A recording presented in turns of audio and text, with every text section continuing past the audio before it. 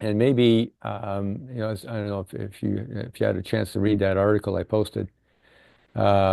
It basically had it was lessons learned from the 737 Max that they had an angle of attack indicator, right? The little fin on the side of the cockpit that basically tells you which way, like where the wind's coming from. Mm. And there's two, one on each side, and the software only looked at one side, which is bad enough as it is. You should always, check both sensors. But the point is that also the sensor went from level flight to 90 degrees vertical within, like a half a second or a quarter, like milliseconds, right? At which point the software should have said, "Hey, wait a minute. This is absolutely, an aircraft in flight, the size, 100-ton aircraft in flight Wow. doesn't do that." No, Right. And I think impossible. right. But the software believed it and started Mm. applying the correction. The pilots were fighting the correction, and and we know the rest of the story is tragic. Um, so the point of I'm coming back to is, maybe we have to live with outliers, knock them out somehow, detect them. So if you look at the acceleration, if you're jumping from one side of the road to the other side of the road within 1 second, there's a question: is the car out of control here, or is it just an outlier?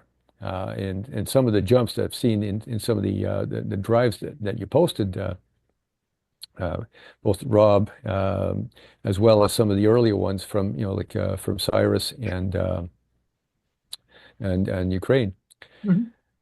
That like it should be absolutely impossible to jump 10 kilometers or 5 kilometers or even 200 meters within 1 second. uh, from so just applying some sort of a sanity check um, to each incoming sample, either like comparing it to an extrapolation. You look at the last 3 or 5 samples, and are we still, is the new sample close to where we think it should be? So that's approach number one. Approach number two is massive oversampling. If the Bayesian, this BK, can do 10 samples per second, take 10 samples per second, apply some statistics to those 10 samples, and come out with just one with a high confidence. Um, So you mean if one is off, then it will be very small compared to the other 10. I mean, the total will be less. I understand that idea. yeah. Well, the one the algorithm that I can wrap my head around is it's called the Olympic algorithm. And if you have 10 judges for, let's say, figure skating or something like that, they knock out the highest and lowest, right? So that takes care of the American and the Russian. Yeah. And then you got 8 left, Mhm. and you basically average those, or take the middle one or something like that, and that's closest, uh, right? So the outliers are automatically removed. Mhm. Right. And then if you still have, if you have more than one outlier, then yeah, then you might have a problem as well. But that gives us better, like DOP is great, that dilution of precision. I mean, that's a really good start because, but the chip gives us that right out of the box, so we don't have to do anything special.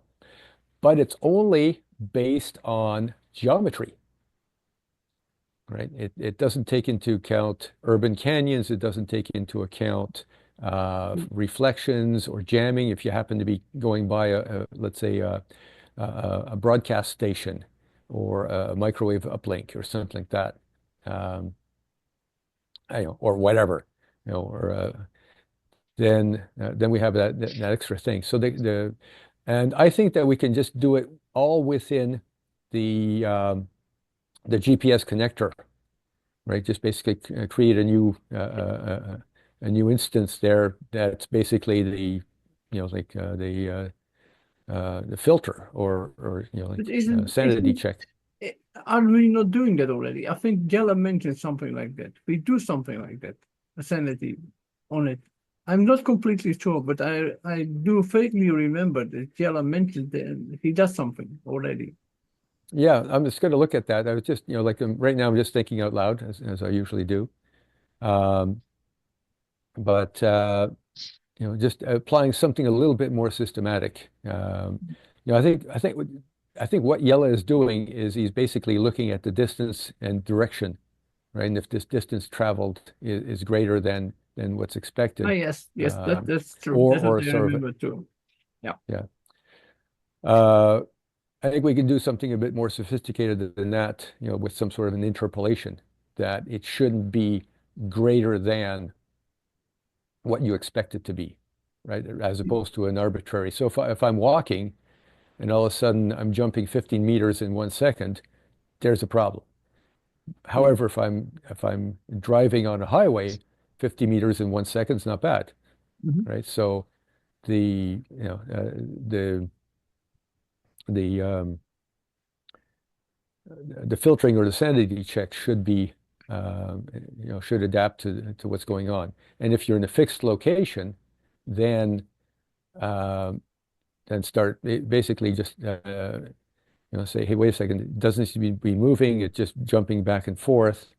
Then maybe we just lock it down as sort of the average of the last five readings, um, so that you don't have this sort of a bunch of dots around the point. Mhm. You wanna give that a try? Yeah, I think I'd like to try that. Okay. Yeah. If you have time, that Um, will be great. yeah. The Now I have a question for What, Michael. Michael, Sorry, you go have ahead, the Ron. ideas about that? So if you're looking at consecutive points, just looking at GPS coordinates of consecutive points, 50 meters per second is 180 kilometers per hour, by the way. Oh, okay. Uh, Quick um, calculation. yeah. How The do you know my car doesn't do that? on the, you're right. Not yet. Not right now. Not right now. Yeah, the point taken. Uh, Um, I was wondering if degree of precision and velocity and stuff, do those things react? Do those fields in the GPS message react to a single point anomaly, a single point to point anomaly or not? Or is that GPS unit smoothing out that data? Oh, Um, good question. because I'm just wondering if the data we need is already available. Um, I don't know. I don't know the answer to that though. Well, that's that PVT packet, Nav PVT packet should be giving us that.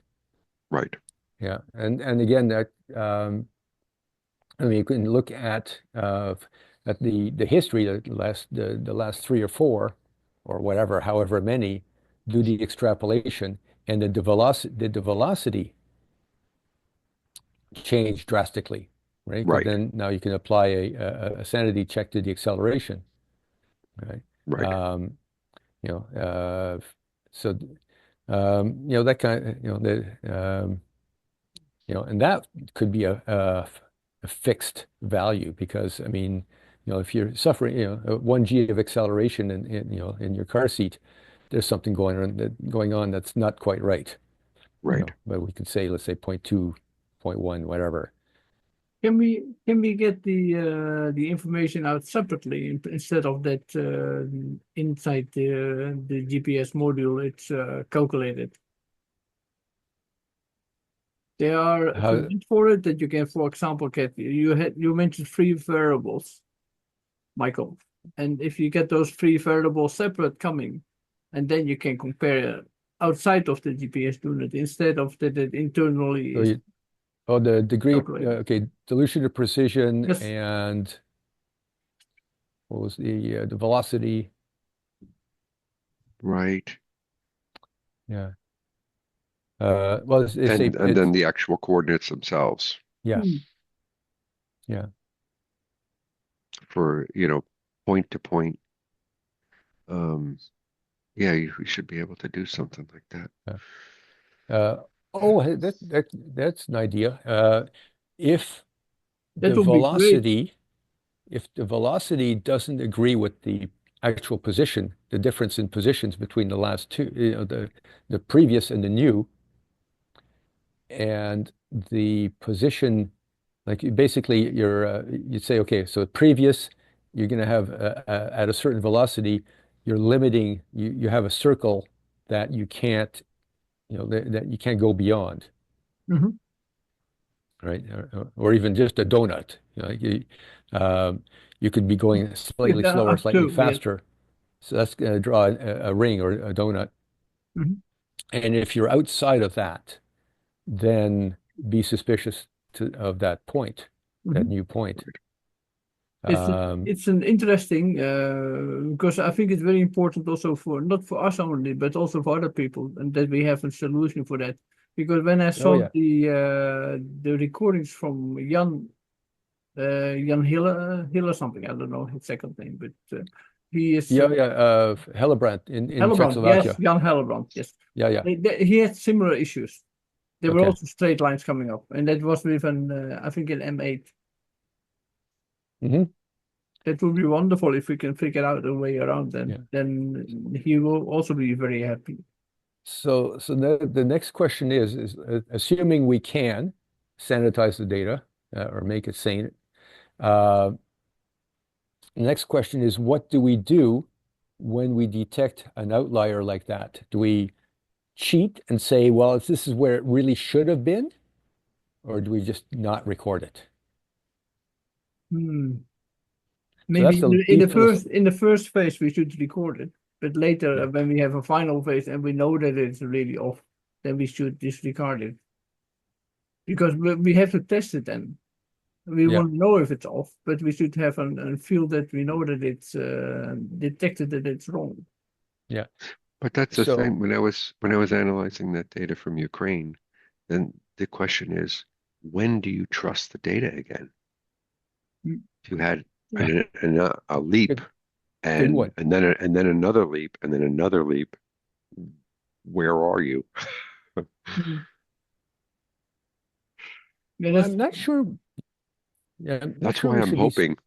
Mhm. That's why I'm hoping dilution and precision and any of these other acceleration, velocity, whatever, any of these other things might help us rein back that. Mhm. I don't know. Yeah. The so maybe in the actual packet we're recording, right? There's that flag A or V or something like that for available or not. Or I can't remember yeah, VNA, yeah, for the yeah, that's position. correct. So if I would say for now, keep like record everything, including the dilution of precision that we're getting from the unit, but set the flag as non-valid. Being honest, I think we should record it to the journal, not to the drive. In the journal, we should record many more debugging data. So if we Mm. record it to the journal, we can always look at it for troubleshooting. And when we Yep. record it to the drive, we can say that it's not valid because it's way off. But we want to know how much is off and where it's off and when it happened. So Yeah, in the journal absolutely. we keep it, and in the log file we can disregard it. So then we have, for my feeling, it's a solution that works for debugging and also for people to use it. Hmm. Hmm. Yeah. Okay. Of separating the log file from the drive, because I'm not really not sure what's going on, what the firmware is doing with that. Is there a separate facility to log, excuse me, to log to a journal as opposed to a drive log? I'm not sure too. We should ask Yella Yeah. about it. Okay. I think originally that was the plan to do Hmm. this separately, but I don't know the current status of that. So we have to check with him. Okay. Because I kind of looked when I was playing around with the power consumption, I couldn't figure it out, and I just ended up making basically just a completely separate branch that records a drive with extra information, like the Mm. battery voltage and so on. So, like it was just a hack just so I could see what the power consumption was. But Um, I think but officially you can use other fields too. They are some are taken by the API, some are not taken by the I think it's an instead of that you're using the BRNN, I think it is the first field, but you're using different one. I think it's BXS, something like that. BXS and then you can have a second line recording. I mean, that's what I did with the point cast to send extra information. And that goes also in the database. okay, so um, well, okay, I'll follow up with what Yella when I'm closer to having something to actually record. But let me play around with that. Um, Michael, is there, if I haven't looked at at your library, is there a way of asking for more frequent updates from the module? Uh, I believe so. You can those variables you can pass. You can Okay, I'll yeah. have a look at. It's not the message rate and the sampling rate. Those are all passed through the Okay, library. all right. So, okay, so let me try with that and see see see what happens. I might not be able to test it because I obviously can't drive around. I was going to, you might just take the GO train into downtown Toronto and walk around in tall buildings. So, That will be a good one. Yeah, walk around tall buildings will surely do it. Or and just go. What I did is it was very interesting. When I went into a subway, it yeah, recorded the whole way, but it was completely off. So it yeah, went completely in a completely another way. yeah, yeah. Well, that's right. Yes, it sort of. I remember that one. It kind of went off to the But that diagonal. but that would be valid because it's not doing something strange suddenly. I mean, it's not like a big Yeah, it's thing. true. I'm just wondering if you ran into, Japan has a side of the QZSS also has a system for navigating within enclosed spaces like buildings and subways. I don't know if it applies to subways, um, and it's a bit controversial in the GNSS world because it's like it's not really a satellite anymore, and it just so I'm not sure that, like I would take that report as with a grain of salt. That maybe the M10 was picking up some Could of be the too. I mean, that would explain it. those Yes. I mean, that makes sense. I yeah, But didn't think about it. That they have a special under the ground yeah, GPS system. yeah, because what should have happened was you should have lost lock. You should have yes, lost all your satellites, Yeah, and you didn't. I didn't. It was still That's recording from weird. satellites. Yeah, that's strange. I think so too. Hmm, interesting. So they're making fake satellites, you think? Yeah. No, they're trying to well, supplement. Oh, it's they not are really just fake satellite. relaying like I do with my extender. Yeah. But it Maybe keeps the same satellites. Or it depends if they or come from one point. I yeah, don't know. uh, yeah, or just a series of base stations that like I really don't know how they're doing it, but um, eh, you know, that's just a remote possibility. But like be fair to Hey, try, puppy. in Toronto, right in the downtown district, because I've noticed that previously with the Nano, walking around with the Nano, I'm just all over the place. Mhm. So, True. Do um, that too. and we've got some other logs from various contributors, just in the um, uh, in the Slack Mhm. channel that I can just pull down and and replay If you go with the downtown, test bed. if you go downtown with your Zen, bring also the Nano so we can compare. Oh, absolutely, That's absolutely, possible. yeah, absolutely. Okay. So anyway, it looks like we're just about out of time. Well, no, six We still minutes. have some time left. I'm done. A quick thing for Louis. Did you Yeah.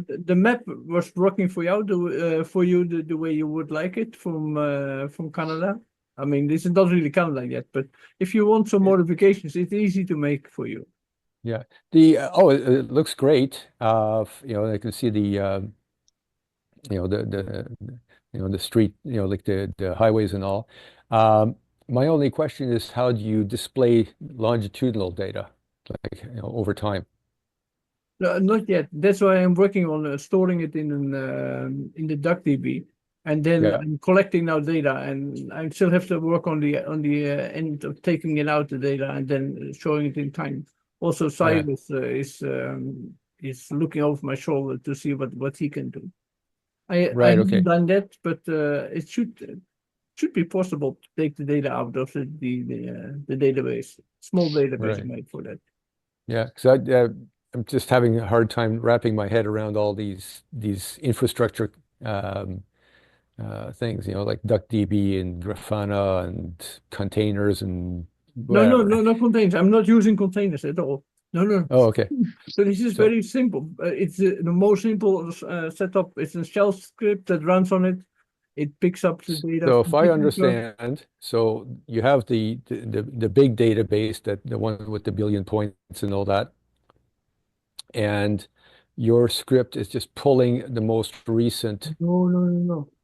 It's I No? pull from the gateway, not even from the PostScript. The gateway has a separate database, a very small database. It's only keeping for a month or something like that. Ray made that. It's called TT. Oh, okay. And So that, And even if the database is down, the data still is there available.